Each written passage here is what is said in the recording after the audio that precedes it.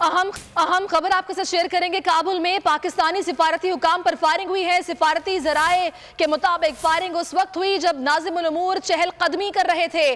Firing के नतीजे में कोई जानी नुकसान नहीं हुआ और आपको ये भी आगाह कर दें कि गोली पाकिस्तानी नाज़िमुल उमूर को छूते हुए उनके गार्ड को लगी है। SSG गार्ड जख्मी हुआ। जुमे के रोज पाकिस्तानी सिफारत खाने में छुट्टी के बाइस रश नहीं था। अनवर अब्बास हमारे साथ हैं, उनसे बात करते हैं। अनवर, इस वाक़े के हवाले से आगाह कीजिएगा। जी बिल्कुल, काबुल में गुज़िश्ता चंद रोज से तनाव की काफ़ी कैफियत मौजूद थी और आज वाक़या पाकिस्तानी सफारत खाने में चहलकदमी करते हुए पाकिस्तानी नाज़िमुल उमूर के साथ पेश आया, जबकि उनको फायरिंग का निशाना बनाया गया। ताहम इस हमले में वो महफूज रहे, जबकि गोलियां उनको चुकी हुई उनके गार्ड को जा लगी। SSG से ताल्लुक़ रखने वाले गार्ड को ज़राए के मुताबिक 3 गोलियां लगी, जिसके बाद उन्हें फौरी तिब्बी इमदाद के लिए अस्पताल रवाना किया गया। और तवक्को ये की जा रही है कि इस नाखुशगवार वाक़े के बाद पाकिस्तानी सफारती अमले को जो है वापस बुलाने के हवाले से एक अहम फैसले मुतवक्के हैं, जो कि अगले चंद घंटों में उनको हतमी शक्ल दे दी जाएगी, जिसके बाद ये फैसला किया जाएगा कि पाकिस्तानी सफारती अमले के अहलकारों की तादाद में वहाँ पर कमी की जाएगी या नहीं। सही, बहुत शुक्रिया अनवर अब्बास।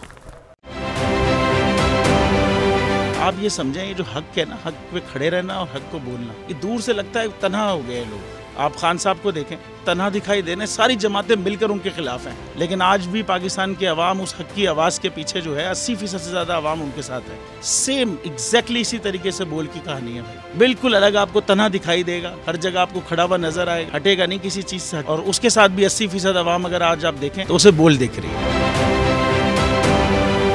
जाली केस है ना, ये हम पे उस वक्त बनाए गए थे जब हुकूमत यही थी, इन्हीं लोगों की हुकूमत थी ना। और ये जाली केस, इनको मैं नहीं कह रहा इस केस को जाली केस, इनको पाकिस्तान में क्या पूरी दुनिया में एक ऐसा शिकायत कुंदा नहीं मिला, एक ऐसा कंप्लेनेंट नहीं मिला जिसने ये कहा हो कि हमारे साथ फ्रॉड हुआ है। तो ये खुद ही बन गए कंप्लेनेंट और ये खुद ही इन्होंने खुद ही इन्वेस्टिगेशन की, उसकी खुद ही तफ्तीश भी की, यानी कि कंप्लेनेंट भी है, इन्वेस्टिगेशन ऑफिसर भी है। और इन द एंड इन्होंने फिर उसके बावजूद ये कोर्ट में जमा कराया कि जी ये केस जाली केस था और इसमें किसी किस्म जो कुछ एग्जैक्ट कर रहा था सब लीगल। ये मेरी बात नहीं है, ये इनके इन्वेस्टिगेशन ऑफिसर की बात। सबसे ज्यादा व्यूज और सबसे ज्यादा रेटिंग के साथ बोल आज भी रहा नंबर 1 पर। सब्सक्राइब करें और बेल दबाएं ताकि कोई खबर रह न जाए।